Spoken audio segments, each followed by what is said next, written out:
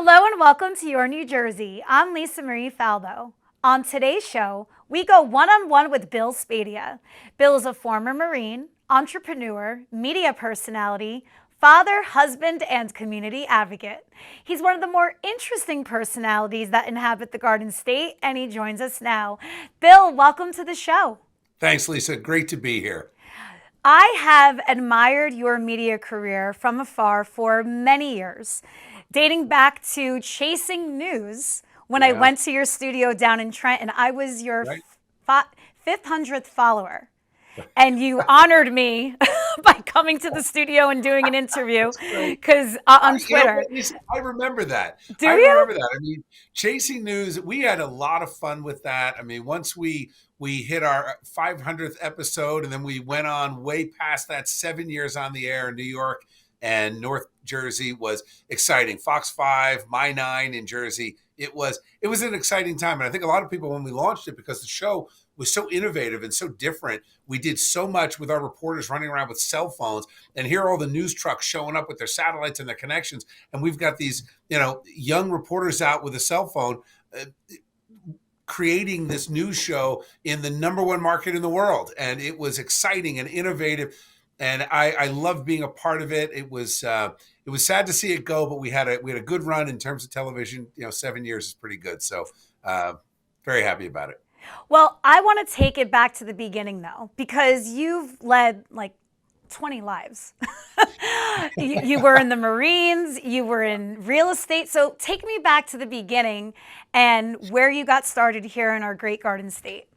I was born and raised in the Garden State. I was born at Lady of Lourdes Hospital in Camden, New Jersey, and grew up in Cherry Hill, graduated from Cherry Hill High School East, and then I went on to go to college at Boston University, where I met my wife, and we were friends for 7 years before we started dating and then got married. We're married now 28 years.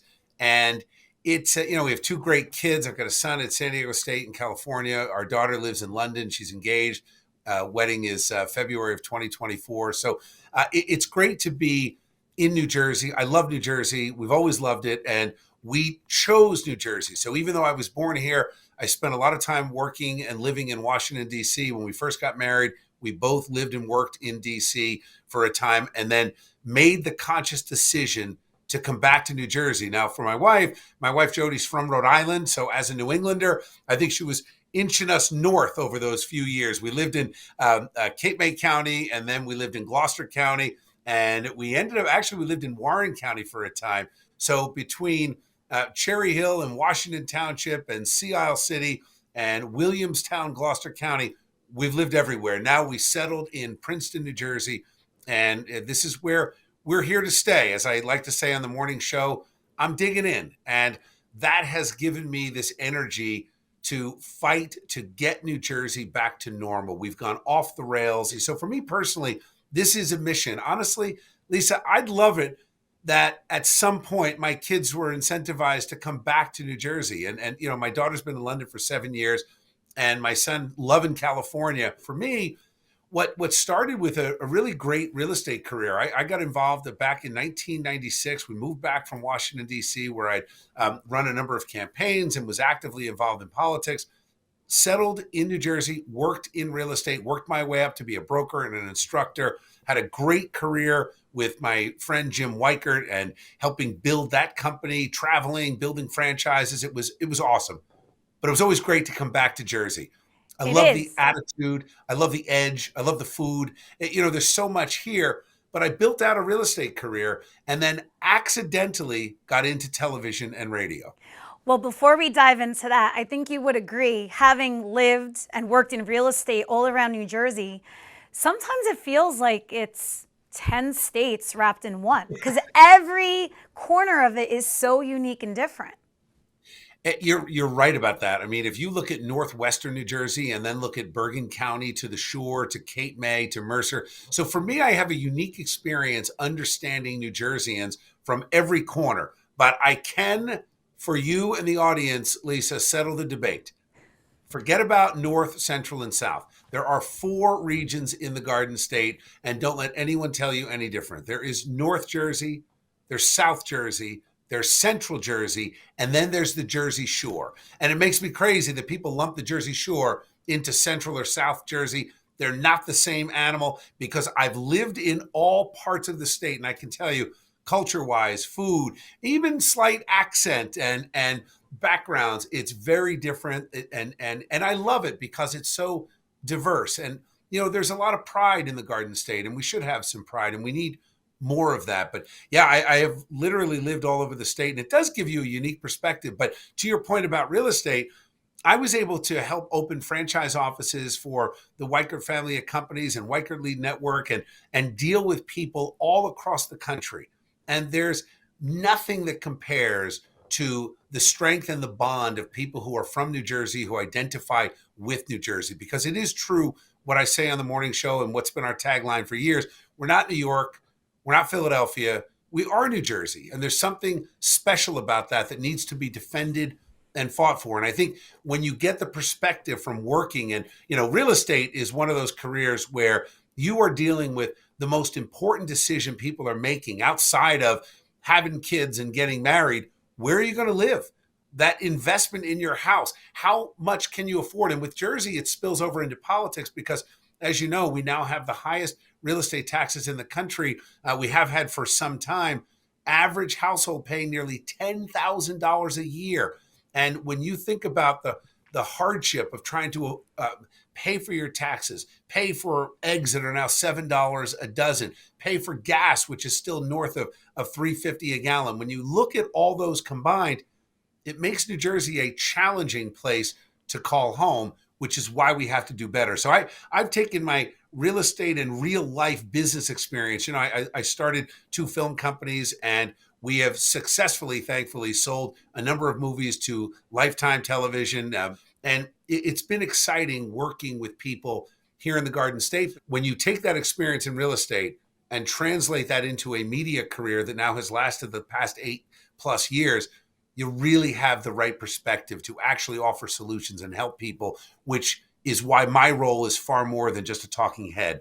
I am here to advocate. I am here to build. I am here to implement solutions that are going to work for the average family across the state. So you were working in real estate. What drew you to the world of media? All right, this is kind of a funny story, but it is a true story. And my former producer, Jerry Burke, who worked at Fox for a long, long time and launched the show Chasing News, can testify that this is exactly how it happened. I was invited to do an interview for this pilot show that may not have aired. Got a call from a reporter. They were calling themselves Chasers. I'd never heard of this. And I was asked to come to the makeshift studio that they had set up in the Princeton area on Route 1. So I show up that morning, and I'll be very honest, I almost didn't go because it was a free interview. I was working hard in real estate. I was doing so many different things, different projects. But my wife said, you have to go. You made a commitment. Your friend referred you to them. There's no way you're blowing this off. So I took the good advice from my wife and the gentle nudge, and I showed up. I walked into this cavernous room, and I was there to do an interview, and I was the only one there. And I was about to call my wife and say, I told you so. Nobody's even here. When across the room, this guy is beelining toward me, and he literally did this. He held up his hands, and he said, has anyone ever told you you have an unusually large head? And that was it. And I stood in for this pilot show. I did the interview, and then the whoever was going to be the host was not there that day. They were just adjusting lighting, and they basically said, you don't really have to do anything. Just stand there, do us a favor, and we can fix the lighting around you. So I did, and of course I can't help myself. So I start talking, and I'm interacting with the reporters. They filmed that, and then they filmed my interview. That went to the decision makers at Fox, which I understand included Roger Ailes. And a few months later, not even giving this a second thought, a few months later, Jerry Burke calls me and said, hey, have you ever thought about a career in television? And that was it. I had never worked in TV before, but I've got a big head and I like to talk. And boom. So I left Weichert. I had a great talk with management and the staff and Jim. And I said, guys, I'm gonna try this career out because it seems to be a unique opportunity. So I took on the show. To a lot of people's surprise, we lasted strong that first year. And it was not until Judy Franco of Dennis and Judy, the midday show on 1015, were making fun of us on the air that the radio opportunity happened. I got a call from a friend, said, "Hey, Dennis and Judy are making fun of you right now because the original show was called Chasing New Jersey." So they were on the air saying, "Who are these guys? Who is this? Who does this group think they are? We're the only voice for New Jersey." So my producer Jerry and I, who's now the programmer at he leads programming during the day at Newsmax, we called the show, called Judy, invited Dennis and Judy to come to the studio and see it. And Judy and I hit it off. We became friends. Dennis took a vacation a couple weeks later, and I filled in, and the rest is history. Jim Gerhardt retired, and I became the morning show host, and I've been doing it now for almost 8 years. It's unbelievable. And I know with Chasing News, it was such an eclectic array of people from all walks of life. You had George Falkowski doing sports stories. Yep. Which is great. Bob Bianchi, a very good friend of mine, Yep. giving the law perspective. And I mean, the list goes on. And you did give a unique spin on it. Was kind of like TMZ, but in local news and very ahead of its time. It was ahead of its time, and I think more news should take note from what we did, because TMZ had a great platform because they were reporting on Hollywood gossip, but doing it in a way that was interactive. So you got different perspectives and different views. And I think that's the essence, is when you're sitting around the Thanksgiving table and everyone has a different perspective or a different view, the conversation flows. It's a lot more fun, a lot more informative. And from our perspective, it was, let's get 8 reporters in a room and I'll throw out an idea and a conversation starter, and we'll dissect the news so it becomes people's opinions and perspective based on the factual news reporting, because we all know everyone interprets what they hear on the news or on social media. They interpret it 900 different ways. It's like if 14 people watch a car accident, you'll have 14 different opinions on what actually took place. And that kind of fleshed it out and allowed us to identify with the audience. It's the same reason on my radio show why taking calls is such a really critical part of what I do, because without the audience, I'm just talking into a microphone. I'm just talking into a camera.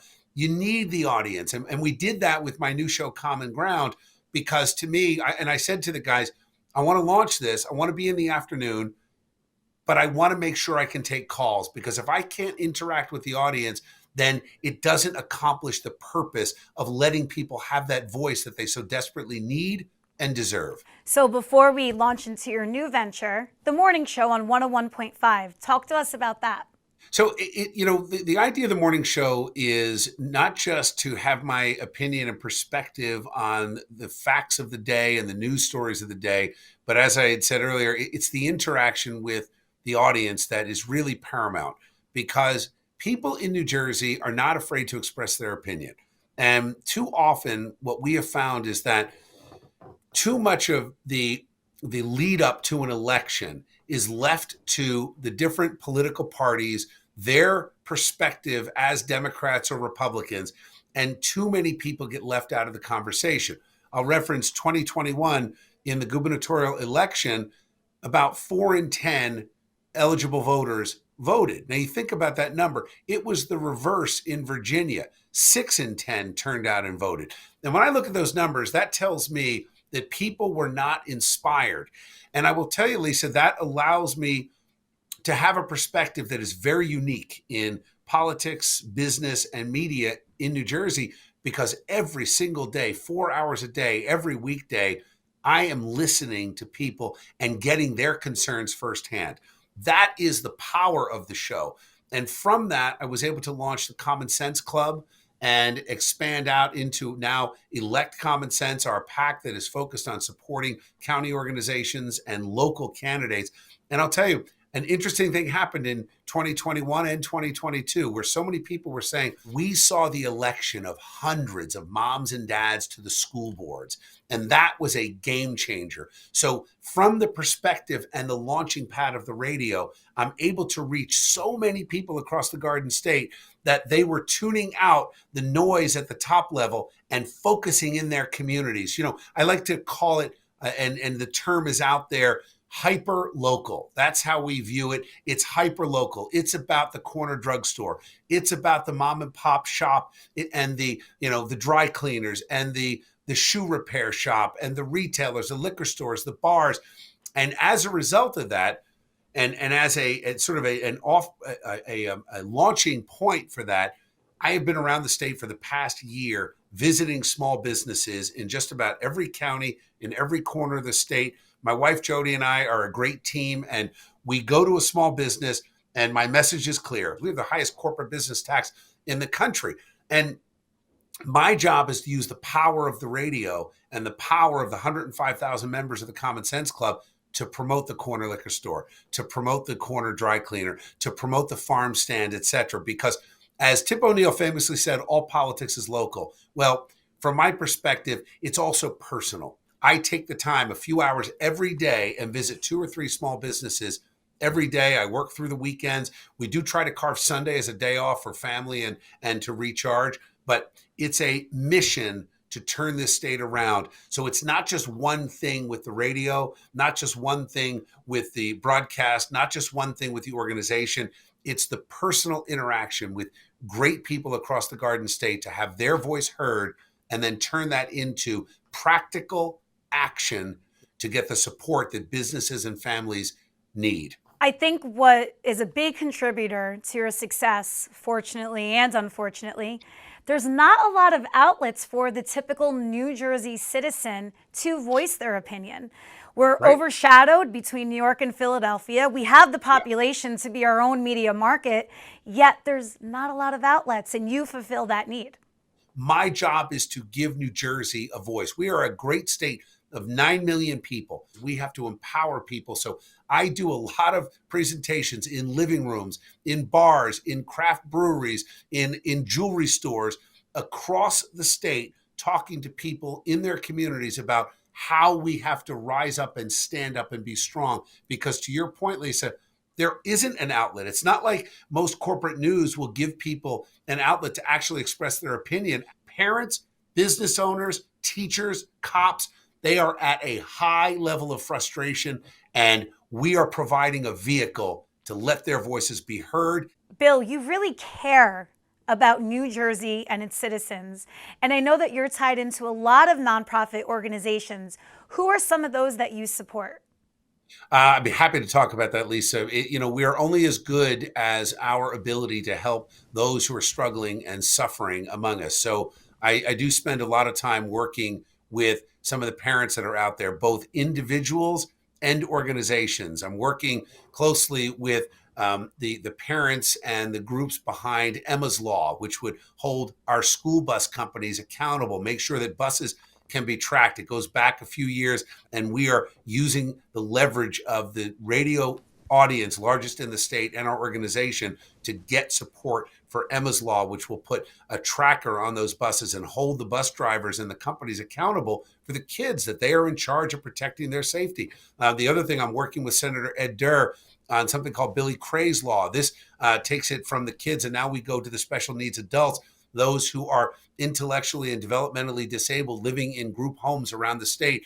The young man, 33 years old, Billy Cray, was found dead in his bedroom closet, and there were no witnesses. No one has ever been taken to task on that. No one has ever been held accountable. There have been no statements, no charges, nothing. And to put simply, all we want to do is see cameras in the common areas of these group homes to make sure that the lives of these disabled and developmentally challenged adults are protected, so families know when their loved one is behind the walls, they're going to be protected. I take that very seriously. We have to stand up for our special needs community in the Garden State. And then I go to my partnership with CFC Loud and Clear and Relevance Behavioral Health. This is an incredible story of a journey of a young man, Daniel Regan, and his family, and what they've been able to do over the past 10 years saving thousands and thousands of lives as we see Garden Staters battle with addiction on an increasing level. CFC Loud and Clear is working against all this to try to intervene and bring people, whether they're children or they're adults, old and young, 20 something, 30 something, 40 something, and break the cycle of addiction by offering counseling and therapy and medical intervention and sober living. So I spend every summer or every fall, I should say, I've been honored to host Rock the Farm at the Jersey Shore. It's one of the biggest events. We sell anywhere between 10 and 12,000 tickets, huge fundraiser for CFC Loud and Clear. And I will tell you, Lisa, that the stories from moms and dads who have lost children to this epidemic, just heartbreaking. And it was, for me, a call to action to say, how can I help? How can I be more involved and do more? That too, I still keep my connections with Weichert, and we raise money for the American Cancer Society every year. I missed last year, but pretty much every year since I've left the company, even while I was there, I give away the prizes and do a speech and a presentation at their cancer benefit at Fiddler's Elbow in Bedminster. So from fighting cancer to fighting addiction to fighting for the needs of special needs families, children, and adults, I'm involved. And I say that not to take any credit for it, but as the saying goes, when much is given, much is expected. And I have been blessed with an enormous audience, a very powerful microphone, and the ability to bring influencers in behind a cause that helps real people. And I am spending my time, whatever short time I have on this planet, I'm going to do it to enact as much change to better people's lives as possible, because I don't think it's by accident that I've been given this opportunity. It was not by accident that our organization exploded overnight, not by accident that I'm sitting in front of the largest audience in the state. I believe that power was given so that I could use it for something really positive. And we've got an uphill battle in this state, but the fight continues. And I always say to our group, keep the faith and keep the fight, because better times are ahead. People are waking up to what needs to be done in New Jersey, and that certainly includes going the extra mile to fight against addiction and to protect the most vulnerable in our society.